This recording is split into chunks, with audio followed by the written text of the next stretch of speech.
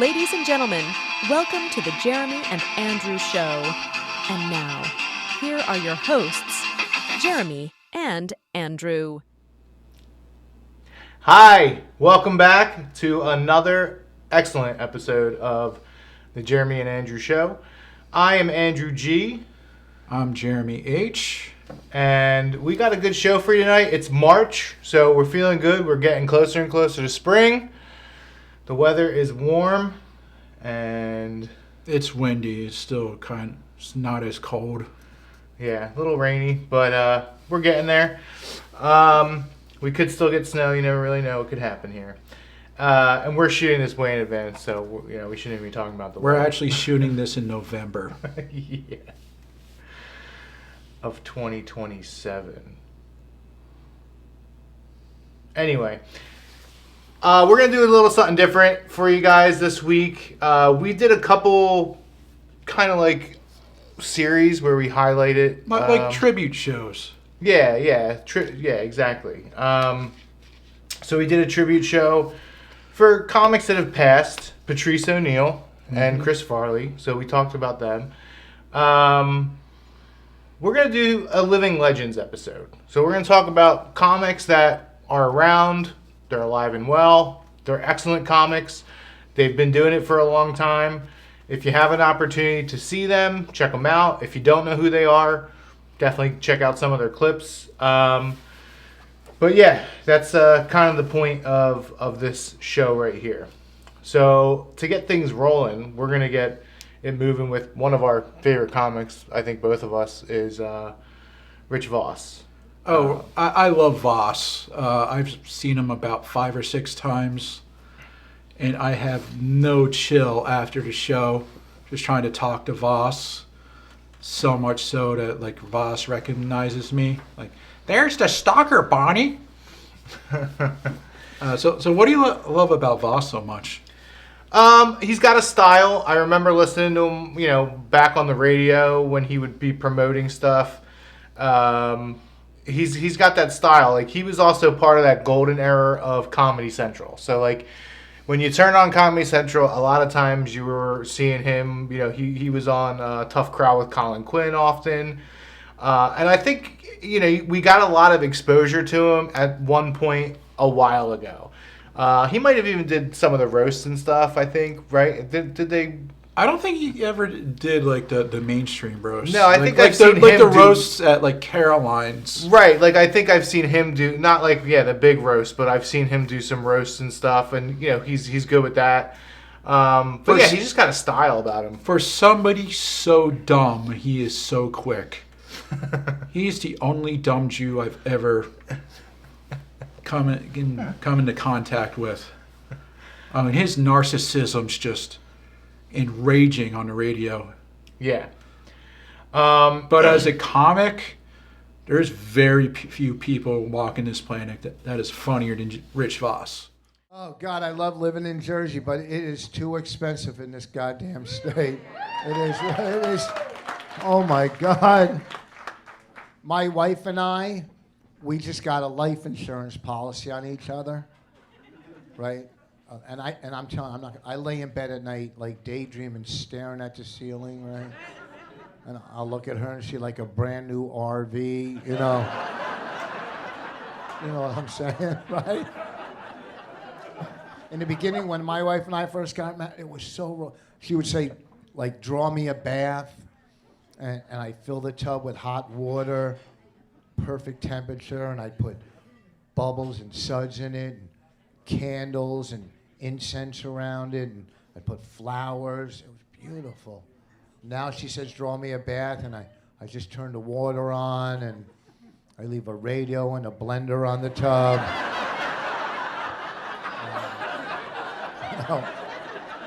A mirror that makes you look bigger than you are. Some razor blades in the scene from The Godfather. My wife lays in bed.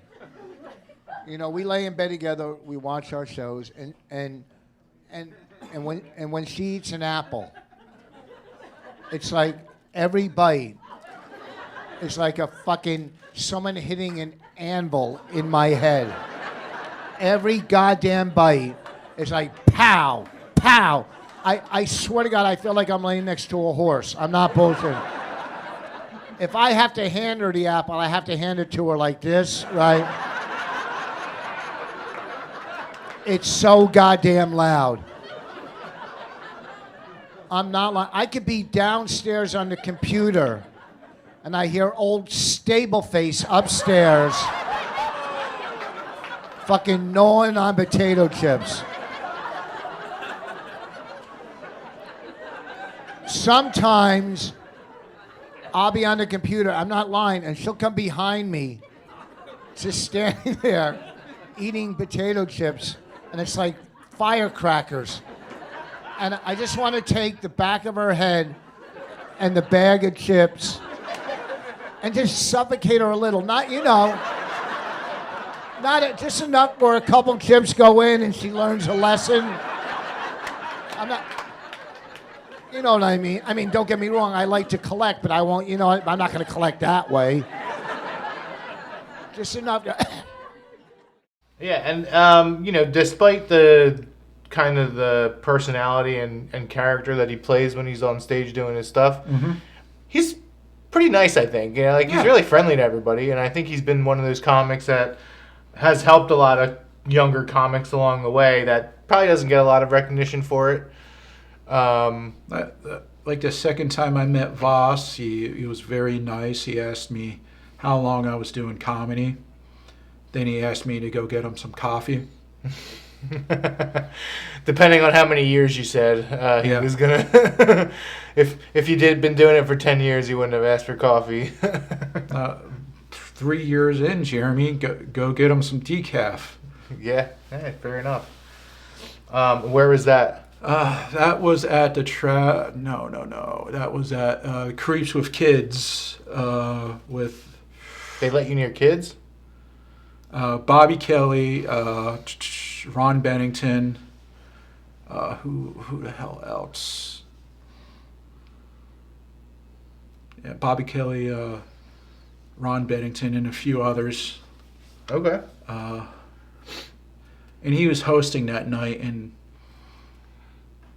Voss is an awesome host. Yeah, I could see him being a really good host. I could see him, kind of dropping some little burns in between, but also being supportive and saying how much he loves the next comic or whatever. But and I think I heard little that, jabs. I think I heard that Big J, a lot of his style, the crowd work he borrowed from Rich. Oh, really? Okay, I could see that. Yeah, Rich Voss, everybody. Yeah. Rich Voss is the comedy world's Ric Flair. He has a decent body, but it's the texture and complexion of baseball mitt. Rich, you look like a lab rat they tested spray tan on. Rich Voss, the real fucking king of crowd work comedy, is so connected to his audience that he actually feeds off their energy, which explains why Rich weighs 115 pounds. The good news is because he's so light, it's much easier for Bonnie to carry him through podcasts. Bonnie and Rich look like a Cialis commercial taking place in a bowling alley. 60 years old, right? And still working hard in the comedy biz, even though it looks like your outfit retired to Boca Raton 3 years ago. Rich used to dress like a guy who trained boxers in the 50s. Now he dresses like an Everglades homicide detective. I fell in love with Rich Voss far before he even knew who the fuck I was. And I'll tell you something that happened when I started out in comedy in those black rooms, as they said earlier. Rich Voss is one of the few white dudes who would come down and do them. Still, to this day, I think. And, we were in Atlantic City. I know I've told you this 1,000 times because me and my stepfather laughed about this for years beyond. And it was an all-black room, a hostile all-black room. Making black people stop dancing to start telling comedy never works. If you could spread the word, please.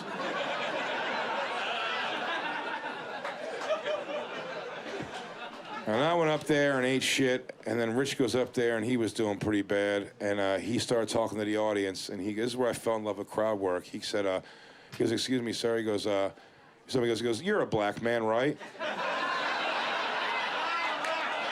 And the guy goes, "Nah, I'm Irish." And Rich Voss said, without missing a beat, he goes, "What are you, a leprechaun?" If you don't love a man who's got those balls, you love no one. I love you, Rich. Thank you so much, buddy.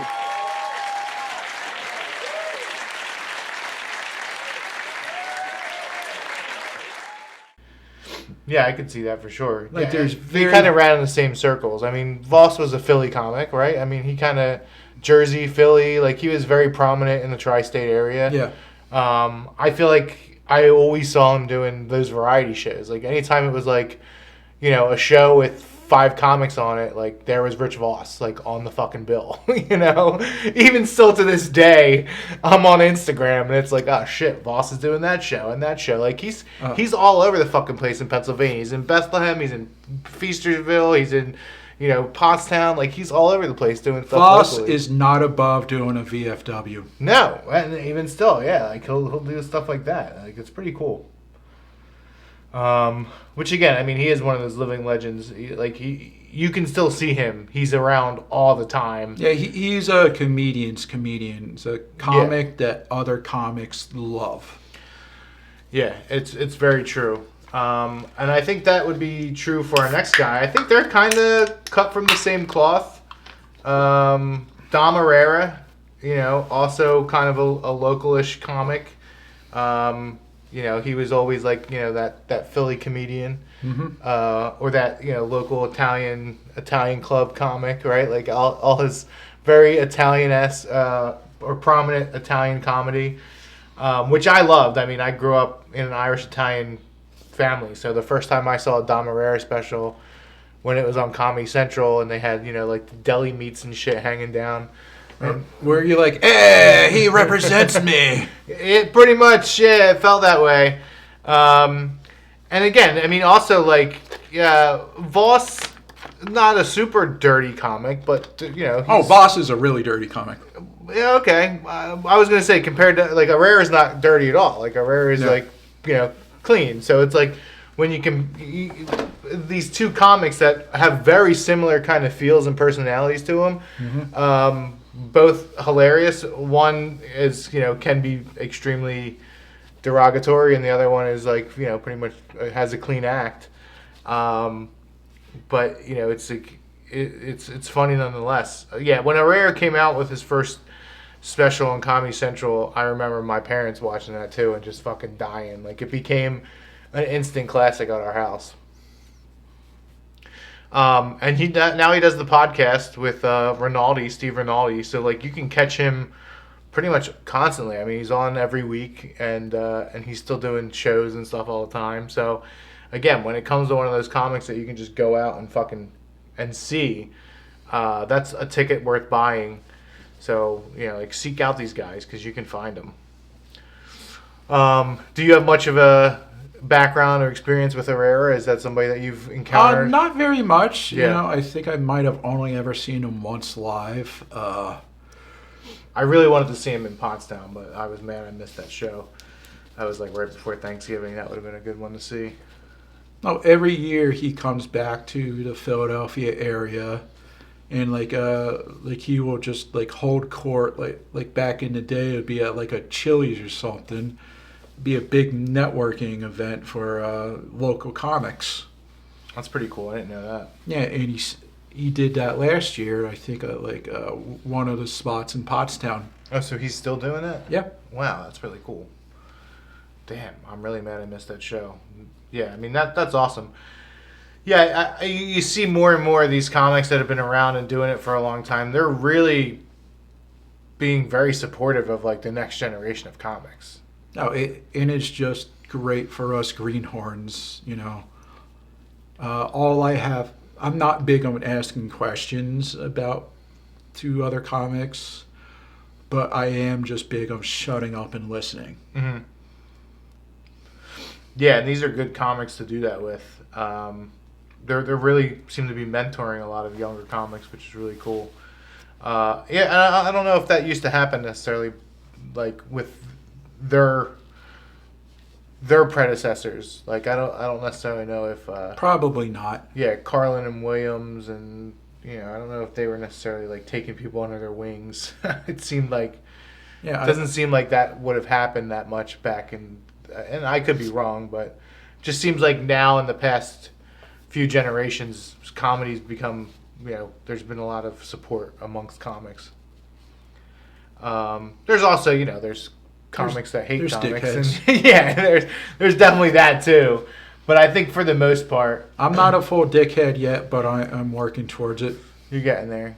Yeah, go fuck yourself. No, I honestly, from what I've experienced, I think everybody's been really pretty supportive of one another, which has been really nice. Yeah, I don't have much to contribute, but I do try. When there's somebody who's never done an open mic before, I have my 3 pieces of advice. Number 1, hold the mic right to your face. I see too many times a comic holding it here. Hold it here. Yeah, if they can't hear what you're saying, then they're not going to laugh. Number 2, no matter how slow you think you're going, slow down. Number 3, you might want to write this piece of advice down. Ready? Have fun. Yes, very good, Jeremy. No, those are really good pieces of advice, and I think again, when a new comic comes in, somebody that's never done an open mic night, somebody that's inexperienced, and then you give them that sort of advice, it does kind of lets them slow down a little bit and take a breath and relax. It kind of lets them know that even though they think this is something to be very nervous about, it's just 5 minutes, and nobody cares if you bomb. And those are the fundamentals, right? Like if you're not, if you can't talk on the mic, then people aren't going to hear you, and nobody's going to laugh. And if you're talking too fast, you're going to blow through whatever material you have. You're going to be left up there. You're going to step on your jokes. You're going to step on the laughter. And then, it's meant to be something that you're having fun with. If you can be loose and have more fun with it, then that's only going to benefit the whole act. And people can tell on stage when you're nervous as shit, right? Like, and then they're nervous as shit. It's like when you're having fun, it's more likely that the crowd's going to have fun. Yeah, like when they can tell that you're not uncomfortable, then they're not uncomfortable. It comes to, and I don't necessarily command the room, but I can definitely go up and make sure that people can tell I'm having fun on stage and I'm comfortable on stage. Another living legend, Brian Regan. So I love Brian Regan. Oh, he's just splendid. Yeah, he's got quite a few specials out there. I remember watching a couple of them, and I remember him being very funny. But as far as comics that stick out to me, he's not necessarily one of those comics. Like you forget about him for a while, then for some reason I'll go on like a little bit of a YouTube journey. Mm-hmm. And next thing you know, I'm just randomly saying to my cat, "The big yellow one's the sun. The big yellow one's the sun." We'll have to try to put a clip in for. The one kid with the volcano, this kid couldn't remember to zip up his own pants, but he built the volcano somehow. And the one kid with the solar system, with styrofoam balls held together with coat hangers. Hey, you're breaking some new ground there, Copernicus. He's going, the big yellow one's the sun. The yellow one is the sun. What are these other planets? The big yellow one is the sun. The one in the middle is the one that they call a sun. Okay, calm down. It's the sun. Okay, we know. We know. I don't know what to do. Breaking new ground there, Copernicus. Yeah, I mean, he's funny. He's a funny comic. I again, from a living legend status, I don't know if I could put him in living legend status, but I would probably put him like an honorable mention just outside of those other two. He is one of those type of comics you could bring your grandmother to see. So that's another thing. I mean, that's becoming kind of, as we go through this list here, who's the dirty comic, who's the clean comic. And I think we kind of almost have a fairly even list of, well, maybe a couple of them are a little bit more dirty than clean. But, yeah, I mean, another clean comic. That's really funny. Yeah, if you know my material, I'm a filth ball, but I love Brian. Yeah, I mean, and look at Nate Bargatze. I mean, he's just fucking skyrocketed. All clean material. Again, I mean, I was supposed to go see him, and there was the fucking snowstorm that happened. I was supposed to go see him in Reading, but it's, yeah, I mean, just because we're dirty comics doesn't necessarily mean that we're, like, closed off the clean comics. I mean, I have almost more admiration for people that can do that, because now that I'm in very comedy, difficult. I have a deep-rooted respect in clean comedy. Yeah, it's not because easy. all there is the material. There's no vulgarity or absurdity to fall back on. Yeah, and that is a crutch. I mean, dropping a F-bomb is a crutch, Yeah. For some people, it's a crutch. For me, it's a wheelchair. There you go. For some comics that have more KFC buckets measuring their skin, there's another word that they get to drop quite often that can be quite a crutch. And it usually is funny every time. I don't know, it is, but it just happens that way. And if you want the KFC measurement, you're going to have to reference the last episode. But no. Don't kill me. We'll go into a comic that's a KFC bucketer. Miss Pat. In my personal opinion, she is the funniest female comic on the planet. She's very, very funny. Yeah, I mean, Leslie Jones is pretty funny. I think I like Miss Pat a little bit, maybe a step ahead. I don't know, but And if we're talking about female comics with no KFC buckets, I really like Taylor Tomlinson. Okay, I don't know much about her stuff. I enjoy her comedy a lot. Mm-hmm. I don't have much to add because I'm not good at At communicating women. That too, bitch. Great ass though. She's got a great ass. I have seen that. That's my Pacino impression. Hooah! Which is why I don't do impressions. Son of an ass.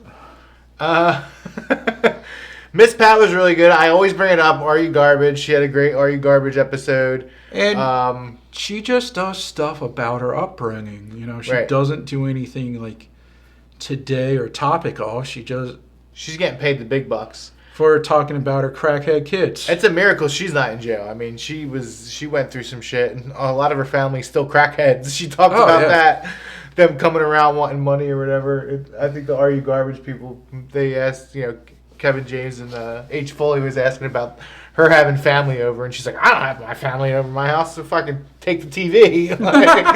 It was pretty funny. And she seems like one of those types that she doesn't have to try to be funny. No, she's very just funny. Naturally funny. Very, very naturally funny.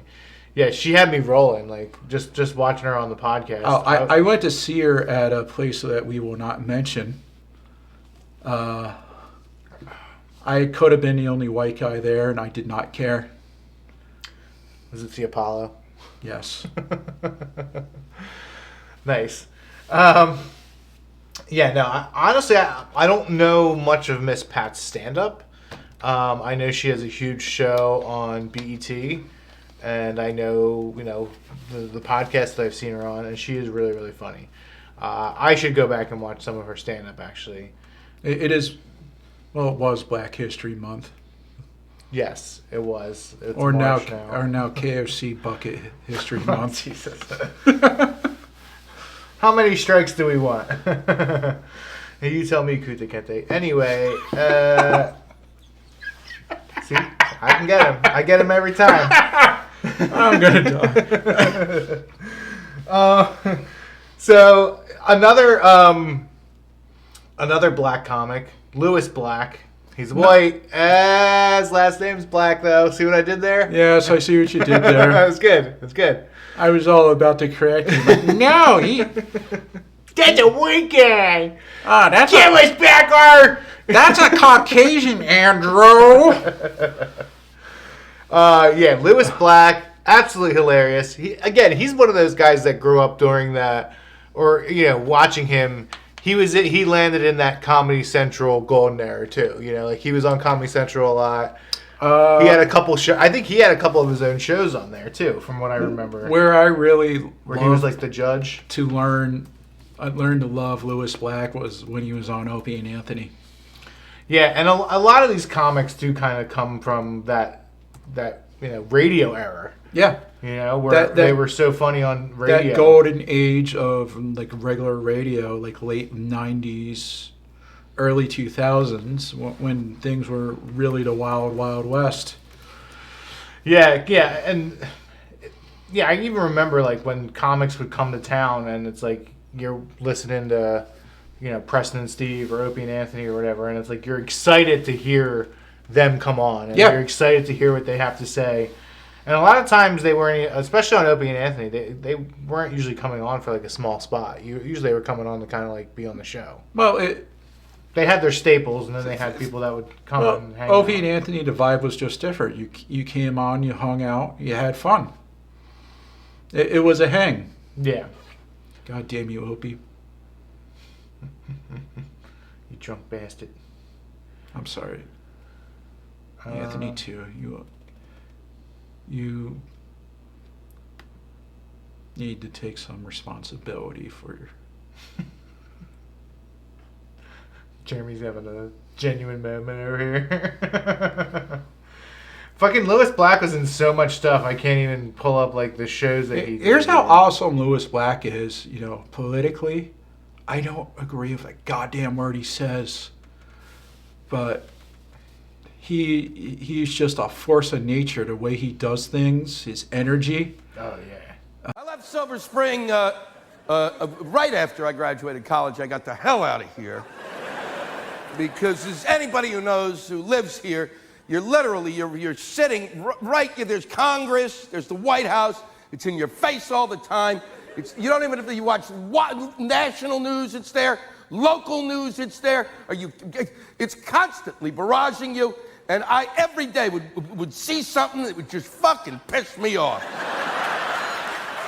And I would jump on the bus and go down to the White House or Congress and find whoever it was that had bothered me and run around screaming at them, "Fuck you!"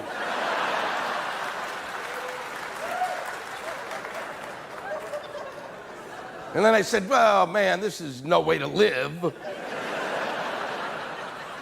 I can't make a living doing this. And he will make fun of his own side, which I think is very important for a political comedian. Yeah, I would definitely agree with that. I mean, here we go. I mean, if you look at the television stuff he was on, The Brack Show, Law and Order, everybody's on that. The Happy Elf, Root of All Evil. That was his show in 2018 or 2008.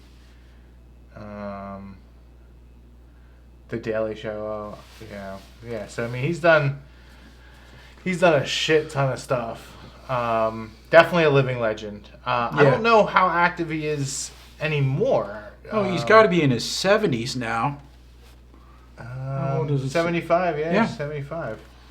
And I think he's only been doing comedy the last, I think he started in his 40s. Yeah, which is interesting. Like, that's pretty crazy that some of these guys did actually get started a little bit later in life and just... I think he was in politics for a long time. I think he was a Broadway playwright or producer. Oh, wow.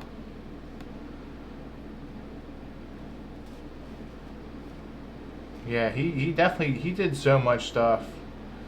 And he's kind of one of those guys where I think if you're a younger person and you're just kind of getting into stand-up, you probably don't know much about Lewis Black. He's one where if you go on YouTube, you can go down a rabbit hole that will last you days. Because he's just been around doing it for so long. He's got that kind of yelling delivery, you know, where he's got that like angry voice, that angry tone. That angry, He feels like he's yelling at you. Smoky, Jewy voice. What the fuck? I didn't know about. Let's look at this legal issues thing. Legal issue. So in 2000, black and fellow comedian. Looks like I'm sucking It's his not dick right black. now. Oh yeah, it does. You should probably not do that. Jim Norton were arrested in their involvement. Oh yeah, that was the Naked Voyeur Teen bus. Voyeur bus, yes. They spent a weekend in jail. I think they got like a ticket or something. Containing numerous 18 and 19-year-old topless women. Opie and Anthony were very into teen girls at the this time. was broadcast during the Opie and Anthony radio still show. is. I remember this. Allegedly. This is pretty funny. The radio station management did not inform the O&A show that the bus's route was also the route of the President Bill Clinton was using that day. What the hell's all them teen girls doing there? Oh, hell yeah, they got my presidential pardon. Get them out of jail. Get them bitches back here. Bring that bus. He just starts riding the bus. He's like, yeah, I'm going to... Sir, your limo is over here. He's like, I'm going to get on this bus right here. Turn the lights down, boys. Old funny. Billy's got some work to do. Yeah. So there you go. That's Lewis Black. Another black comedian, Dave Chappelle. I mean, he's got to be on the list of living legends. Oh, he's absolutely. such a phenomenal comic. His sketch comedy was revolutionary. I mean, the Chappelle Show, we've talked about it a couple times on this show. It's just brilliant. It's one of the funniest things you'll ever see in your life. Yeah. And it was one of those things where you talk to your friends about it. Did you see Chappelle last night? Oh yeah, yeah, and then once the DVD sets came out, I mean that just became anytime you were hanging out with friends, it was like just put on Chappelle Show. Well, at least when I was in high school, Chappelle Show. Smoke some weed. That special he did, I think it was like in 2000. He became like Is that Killing Him Softly? Yeah. He became from just a comedian, another comedian, to the comedian. Hey, baby, what are you doing out here? I'm selling crack. Baby! You might. Do you remember Robin Hood Men in Tights? Yeah. He was on that. He was like 18 in that, or like he might have even been younger in that. Which like I think that was his first like movie role or anything. Yeah, killing him softly. I think right. Was that the? Yeah.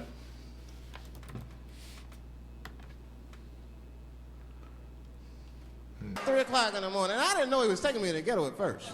I started looking out the window. I was like, what the fuck? Is gun store, liquor store, gun store? Where the fuck you taking me? This don't look good. He didn't say shit. He just pulled up in front of an old rickety building that looked like a project. Now, I'd never been there before. I'm not sure if it was a project, but it certainly had all the familiar symptoms of a project. A fucking crackhead ran this way.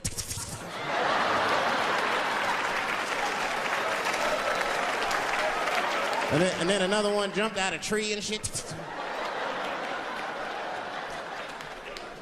And I said, I'll be right back. And left me. Took the keys with him and just left me. At 3 o'clock in the morning, in front of a project, in a fucking limousine. This was not good. I was like, man, I gotta look around and see if I can see some landmarks and figure out where I'm at. Might have to escape on foot. Now, this is when I knew I was in a bad neighborhood. You only see this in the worst neighborhoods. Remember, it's 3 o'clock in the morning. It's 3 o'clock in the morning. I look out the window. It was a fucking baby standing on a corner. Look at this. And the baby didn't even look scared. He was just standing there.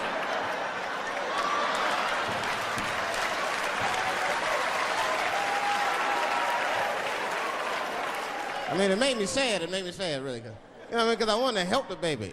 I was like, I don't trust you either. I'm sorry. Click. Click. The old baby on the corner trick, eh? I'm not gonna fall for that shit. Where's this limousine driver? You know, I start feeling bad. As time goes by, I start feeling worse. Like, man, what is wrong with me? What the hell's wrong? I am scared of a baby. And this baby could be in trouble. He might need my help. I gotta do something. But I wasn't gonna get out the car. I'm serious, man. I just cracked the window a little bit. There's an old limousine. I can roll it down.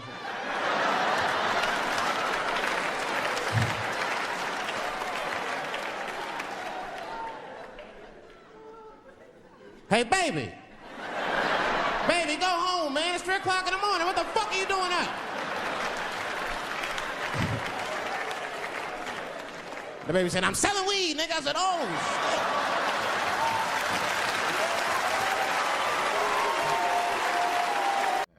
That's a whole nother thing. There we go.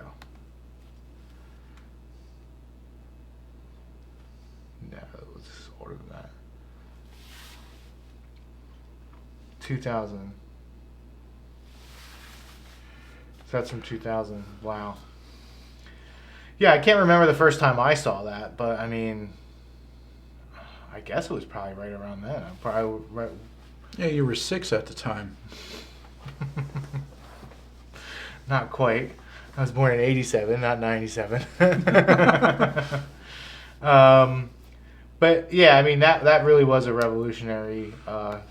And then to see him go from stand-up to the Chappelle Show, and then what happened to the Chappelle Show? I mean, there was a lot of like controversy when he got paid, and then he kind of disappeared. I think he was just not feeling, some things. So he figured, he has fuck you money now, so he'll just go away. There's been a few different stories. I think he even mentioned the one story. I'm pretty sure they were at like Disney World or whatever, and like Mickey Mouse was in the Mickey Mouse outfit, and said to him like, "I'm Rick James, bitch," like, in front of his kids and stuff, and like. Apparently, that was one of the stories. I think he wasn't comfortable with the amount of white people thinking it's cool to use the N-word like he uses it. Yeah, I think there was another story where he knew there was this guy that was a racist person, and that person went to go see like his comedy and was cracking up in the audience, and then he kind of felt like he was doing comedy for racists, and it's like, well, just because that one person is a racist doesn't mean that like everybody's racist. Most people are coming out to see you because they love you, and it has nothing to do with your skin. It has to do with you being fucking hilarious. But yeah, there's been a couple little stories that I remember hearing, here and there, but I don't know if it's ever totally clear. I think he's even come out and just talked about how he had to get away and clear his head. And yeah, he went to Africa. Yeah. He did something that most racists would. Can we cut that part out? No. He honestly, though, it was almost like... So a lot of these comics, had they died at some point sooner than later, or, they're all alive. Obviously, this is a living legend show. But had they died, they would have been revered as, a Robin Williams or... Patrice O'Neill, Bob Saget. I mean, Greg Giraldo. I think they would have fallen into that category. But the fact that they are alive and well kind of keeps people from really, really like you take them for granted. Yeah, that they're going to be there. It's like any artist, like any artists that used to paint, and it's like they would paint and have amazing art, and then they would die and they'd become famous. Like, that happens all the fucking time. So I think it's important for us to recognize the comics that are here and the people that are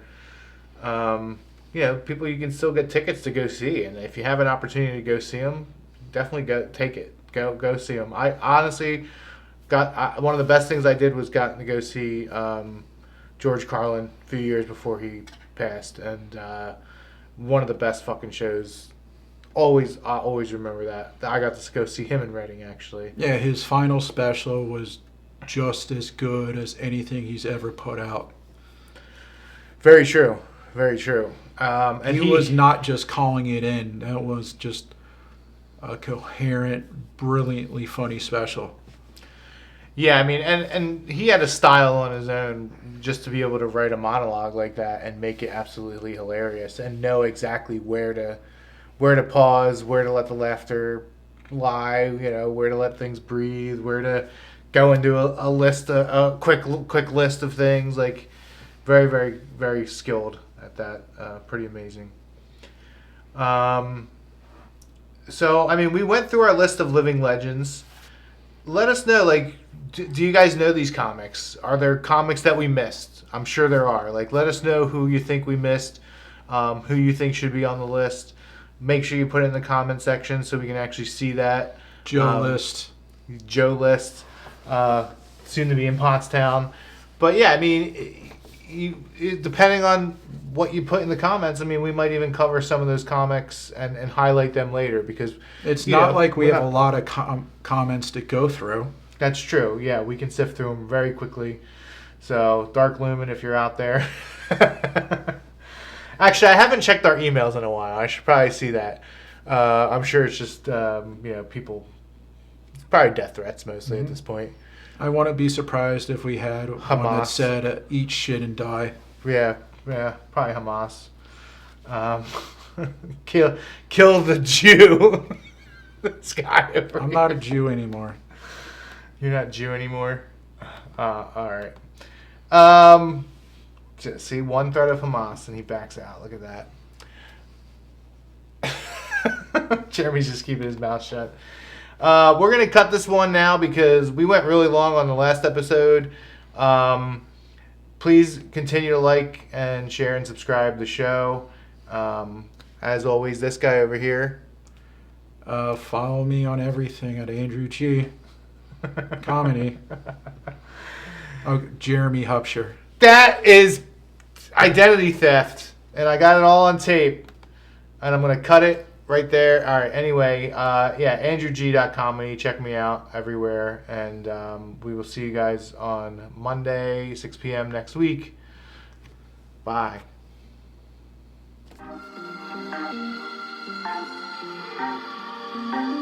Hey, thanks for watching The Jeremy and Andrew Show. Be sure to like, subscribe, and hit the notification bell.